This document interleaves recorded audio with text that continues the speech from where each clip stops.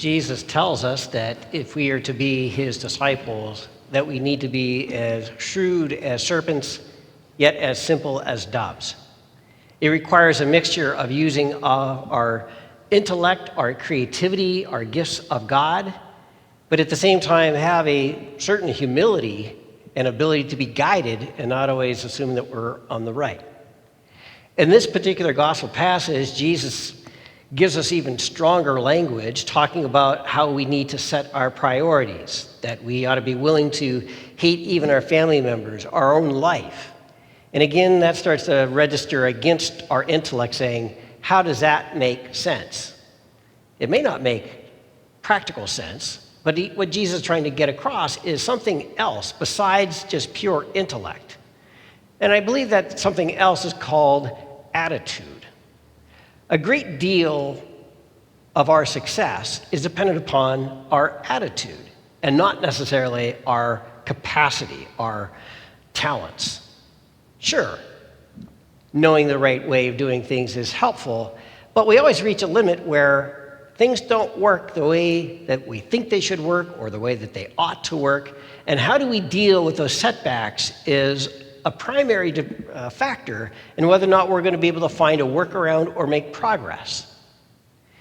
History proves out that the individuals that seem to make the most progress are the most tenacious, perhaps the most flexible.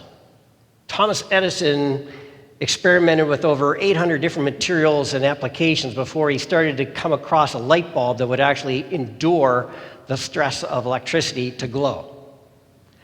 Wilbur and Orville Wright did a lot of different things before they had their first semi-successful flight at Kitty Hawk.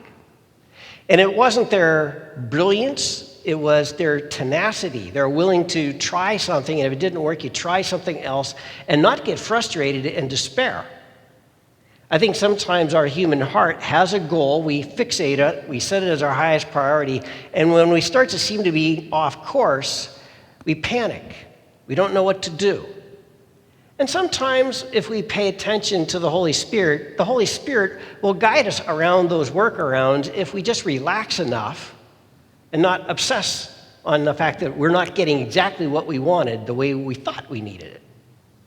I found out that my engineering, my desire for it changed an awful lot between when I was working and when I was just doing it for leisure. When you're doing it for working, things have to work. You get paid to make things work. If they don't work, you're in trouble. There's a lot of stress when it doesn't work.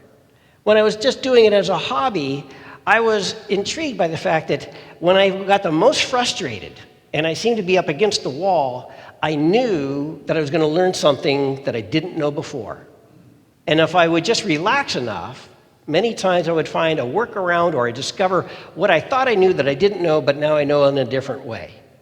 And it was that ability to kind of appreciate or have faith that there's a solution here and it's not a conspiracy against me that I'm just too dumb to get it. I might not be smart enough, but give it time. If you relax, you can get there. And I believe that this is an important element that Christ wants for us as disciples.